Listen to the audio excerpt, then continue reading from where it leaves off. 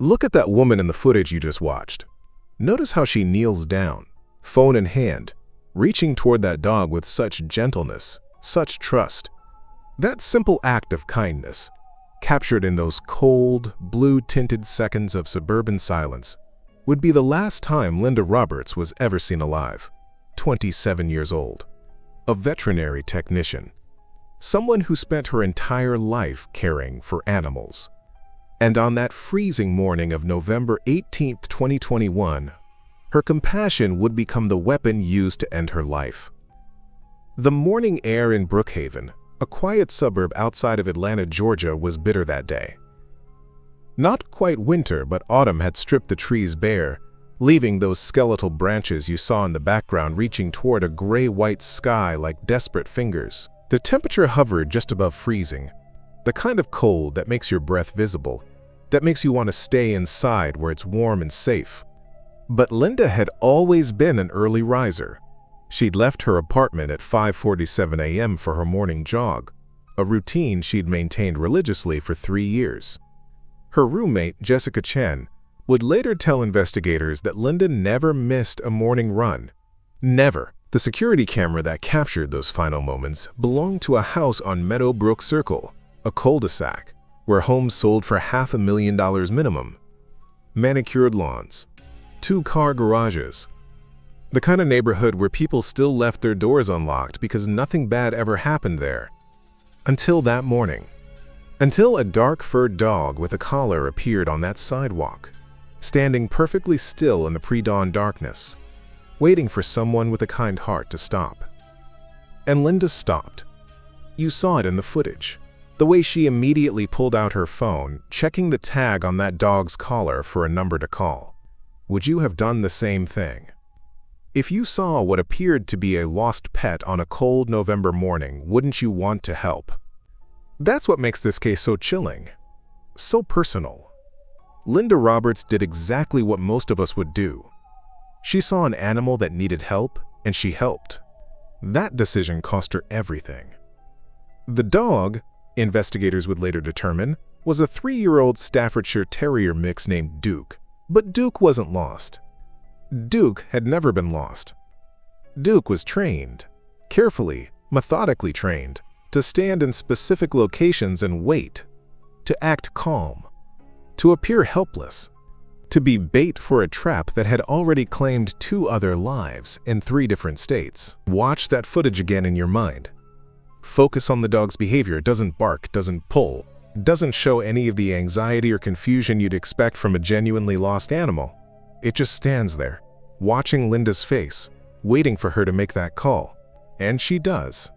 At precisely 5:52 a.m., phone records would show that Linda dialed the number etched on Duke's collar tag, the number connected to a burner phone, the phone that would guide her toward her killer. The man who answered that call introduced himself as Duke's owner. He was so grateful, he said. He'd been searching everywhere. He was just a few blocks away. Could she possibly stay with Duke for just a few minutes? He'd be right there. 5 minutes, tops. And Linda, because she was kind, because she worked with animals and understood how terrified owners get when their pets go missing, said yes. Of course she'd wait. Of course she'd keep Duke safe. Those 5 minutes turned into her final moments of life.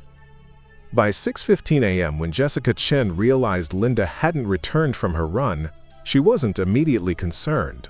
Sometimes Linda extended her route. Sometimes she stopped for coffee. But by 7:30 a.m., when Linda's phone went straight to voicemail, when her location sharing showed her last known position as Meadowbrook Circle over an hour earlier, Jessica called the police. The Brookhaven Police Department responded quickly. Officer Marcus Hamilton arrived at Meadowbrook Circle at 8:03 a.m. The street was quiet. Morning commuters were beginning to leave for work. Nothing appeared disturbed, no signs of struggle, no witnesses who'd seen anything unusual. Just another peaceful morning in a safe suburban neighborhood. But Linda Roberts was gone. The initial investigation focused on Linda's personal life. Police always start there, don't they? Boyfriend troubles? Financial problems? Any reason she might have chosen to disappear on her own. But everyone who knew Linda told investigators the same thing. She was happy. She loved her job at the Northside Animal Clinic. She was planning a trip to visit her parents in Ohio for Thanksgiving, just a week away. She had a date scheduled for that Saturday with a guy she'd been seeing for 2 months. There was absolutely no reason for Linda to vanish. The breakthrough came from that security camera footage.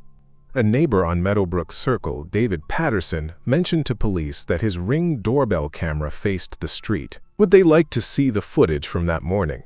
And that's when investigators saw what you just saw. Linda Roberts, kneeling beside a dark-furred dog, phone in her hand, looking down the street as if waiting for someone. The timestamp read 5:53 a.m. And then, at 5:59 a.m., she walks out of frame with the dog following beside her. She walks toward the darkness at the edge of the camera's field of view. She walks voluntarily, calmly. She's not being dragged. She's not running. She's walking towards something, or someone, she believes is safe. Detective Sarah Mendoza caught the case. 22 years with the Brookhaven PD, 15 in homicide. She watched that footage dozens of times, and each time, one detail bothered her more than anything else.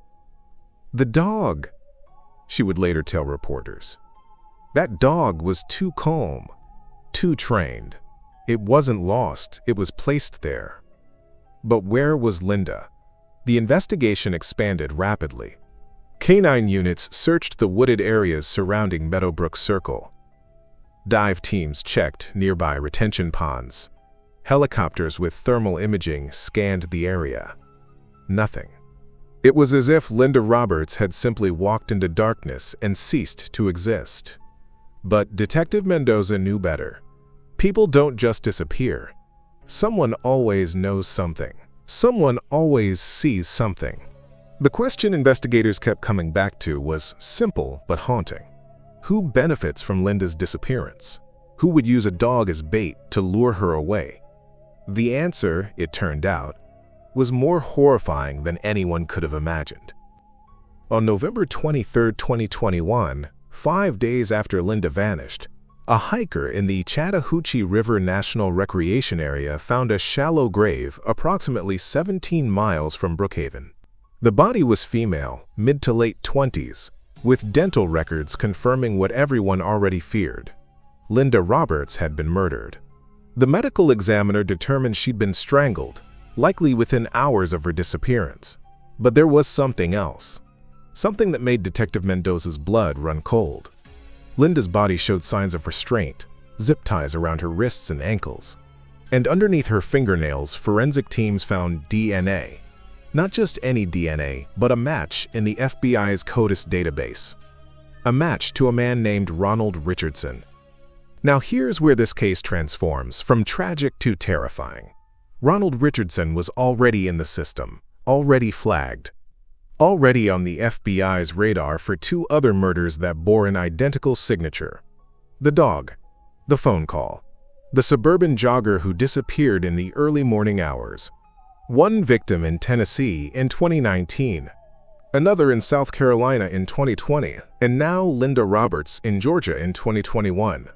3 women, 3 states, 3 years, all lured by the same method, all murdered by the same man.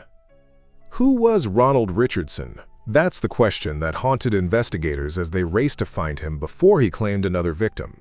The profile that emerged was chilling in its calculation.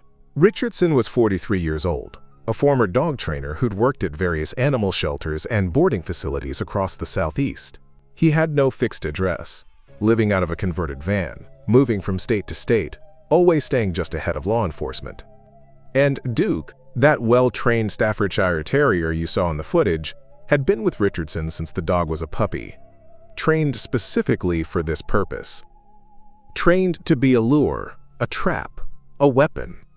But why? Why target women on their morning jogs? Why use a dog? The FBI's Behavioral Analysis Unit developed a profile. Richardson, they believed, felt powerless in his personal life. He'd been fired from multiple jobs. His relationships always failed. He was described by former acquaintances as someone who needed control, who became enraged when he felt disrespected. And women who jogged alone in the early morning. Women who stopped to help his dog. They were surrogates for every woman who'd ever rejected him, ignored him, made him feel small. The dog was the key to everything. Think about it for a moment. What's more disarming than a lost pet? What makes someone lower their guard faster than the opportunity to perform a good deed? Richardson had weaponized human decency. He'd turned compassion into a vulnerability. And in that footage you watched, you saw it happen in real time. Linda Roberts, kind and trusting, doing exactly what her nature compelled her to do, walking straight into a killer's trap. The manhunt for Ronald Richardson intensified after Linda's body was discovered. Every law enforcement agency in the Southeast was looking for him. His photo was everywhere. His van was flagged in every database. But Richardson had experience evading police. He'd been doing it for years. Moving constantly, using cash, avoiding cameras. He knew how to disappear. The break came from an unexpected source. A veterinary clinic in Mobile, Alabama reported a man matching Richardson's description who'd brought in a Staffordshire Terrier for a checkup on November 27, 2021. He'd paid cash and left quickly, but the veterinary assistant had been watching the news. She'd seen the alerts about Richardson and Duke. She called police immediately. Mobile PD responded within minutes, but Richardson was already gone. However, he'd made a mistake. For the first time in his killing spree, he'd left a trail. Surveillance cameras at the clinic captured his van's license plate. And that license plate led investigators to a Walmart parking lot where Richardson had been sleeping in his vehicle. On November 29, 2021, at 3:17 a.m., a tactical unit surrounded Richardson's van in that Walmart parking lot. Duke was inside, calm as ever. And Ronald Richardson, the man who'd murdered at least 3 women using that dog as bait, was taken into custody without incident. He didn't run, didn't fight, didn't show any emotion at all. Detective Mendoza, who was there for the arrest, later said he looked, quote, relieved, like he'd been waiting for it to end. In custody, Richardson did something unexpected. He confessed, not just to Linda Roberts' murder, but to everything. The 2 previous victims, the methodology, the planning. He described in chilling detail how he'd trained Duke to stand in specific locations while he watched from a distance, waiting for the right victim to stop, how he'd call them, pretending to be the grateful owner, guiding them to a secondary location where his van was parked, how he'd overpower them, bind them, and strangle them before disposing of their bodies in remote locations. But here's what haunts everyone who worked this case. Richardson showed no remorse, no empathy, no understanding that he destroyed families, ended lives, extinguished potential. When asked why he targeted women like Linda Roberts, women who were just trying to help, he said something that still sends chills down Detective Mendoza's spine. They made it too easy. They always stopped. They always cared more about the dog than their own safety. The trial of Ronald Richardson began on June 14, 2022. The evidence was overwhelming. DNA evidence. Phone records. The security footage from Meadowbrook Circle that you watched at the beginning of this video. That footage was played for the jury. And the courtroom fell silent as they watched Linda Roberts kneel beside Duke, phone in hand, with no idea that she had less than an hour left to live. Multiple jurors were seen wiping tears as those final moments played out on the screen. Richardson's defense team attempted to argue diminished capacity, but the prosecution presented a devastating counter-argument. This wasn't the act of someone mentally impaired. This was calculated, methodical. Richardson had researched suburban neighborhoods. He'd identified jogging routes. He'd trained a dog specifically for this purpose. He'd purchased burner phones and zip ties and supplies for disposing of bodies. Every action demonstrated planning and awareness of criminality. The jury deliberated for less than 4 hours. Guilty on all counts. 3 counts of first-degree murder. Kidnapping. Evidence tampering. The sentencing phase was equally swift. Life in prison without the possibility of parole. 3 consecutive life sentences, 1 for each victim. Ronald Richardson would spend the rest of his life in a Georgia maximum security prison, and Duke, the dog who'd been trained as a weapon, was rehabilitated and eventually adopted by a retired canine officer who understood that the animal was just a victim in its own way. But what about Linda Roberts? What about the woman you saw in that footage, whose only crime was having a kind heart? Her family created a foundation in her memory, focused on educating joggers and runners about safety awareness. They partnered with the FBI to create public service announcements about this method of attack, warning people to think twice before engaging with seemingly lost animals in isolated areas, to call animal control instead of handling situations alone. Linda's roommate Jessica still lives in the same apartment. She told reporters on the 1-year anniversary of Linda's death that she thinks about that morning constantly. "If I'd woken up 5 minutes earlier," she said, "if I'd convinced her to skip just one run, she'd still be here." But that's not how Linda lived. She was the person who stopped to help, always. And I won't let that part of her be seen as a weakness. Is that what this case teaches us? That kindness is a weakness? That helping others makes us vulnerable? Or is the real lesson that evil exists in forms we don't expect? That predators have learned to exploit the best parts of human nature? What would you have done if you'd seen that dog on a cold November morning? Would you have stopped? Would you have made that call? These are uncomfortable questions, but they're necessary ones. The Brookhaven Police Department has used this case in training sessions across the country. Detective Mendoza, now retired, speaks at law enforcement conferences about the importance of examining seemingly mundane details. "That security footage," she tells audiences, "showed us everything we needed to know. But only if we looked closely. Only if we understood that sometimes the most innocent-seeming scenario is actually a carefully constructed trap." Linda Roberts was murdered because she was kind, because she loved animals, because she couldn't walk past a creature in need without trying to help. Those qualities, the qualities that made her friends love her, that made her excellent at her job, that made her the kind of person any of us would want in our lives, those were the qualities Richardson exploited. He knew exactly what kind of person would stop for Duke. He was counting on someone like Linda. In Richardson's van, investigators found a journal. In it, he'd written detailed notes about his victims.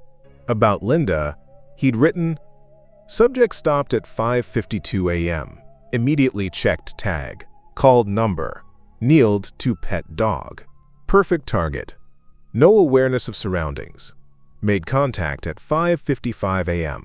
Subject agreed to wait. Arrived at secondary location 5:58 a.m. Subject compliant until restraint phase.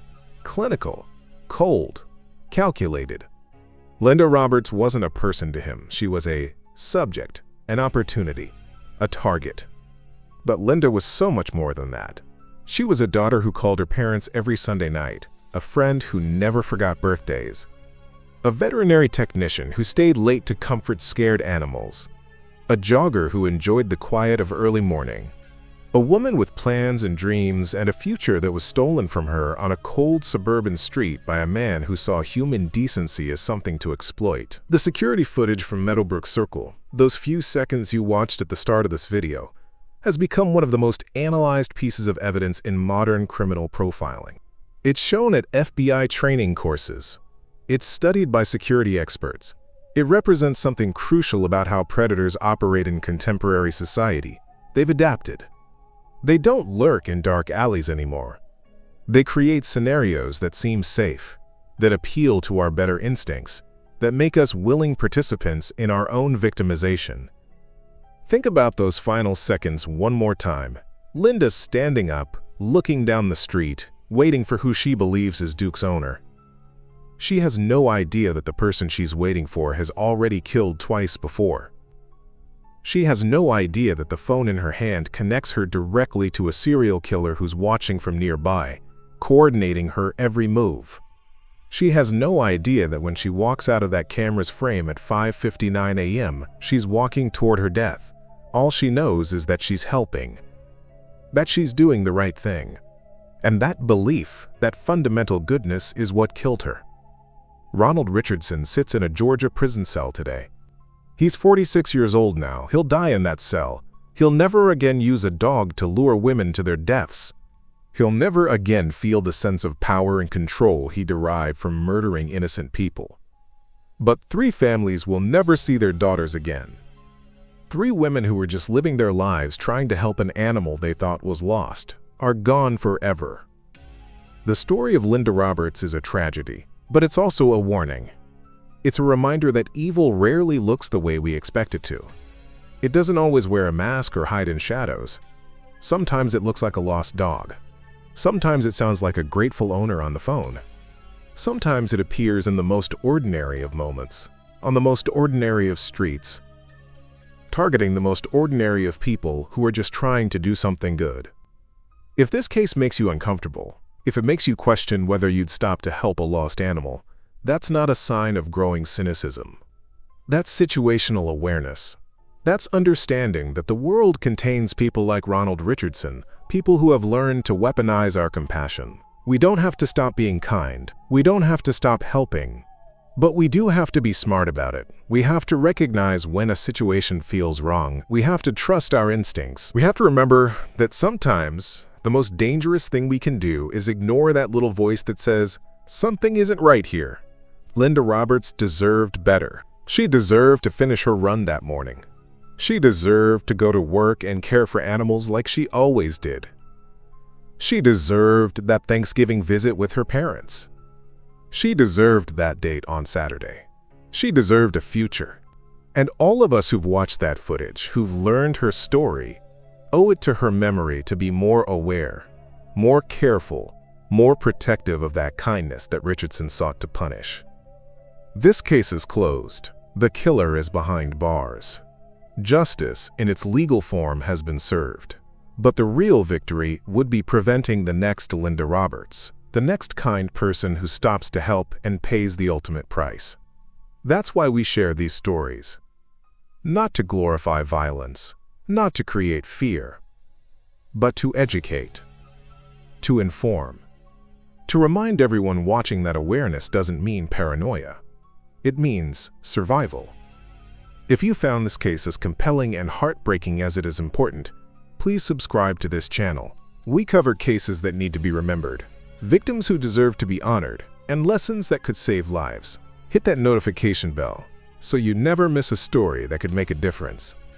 Share this video with the joggers in your life, the animal lovers, the people who would absolutely stop for a lost dog without thinking twice. Let Linda Roberts' story be a gift, a painful, tragic gift, but one that might prevent someone else from becoming the next victim. See you in the next one.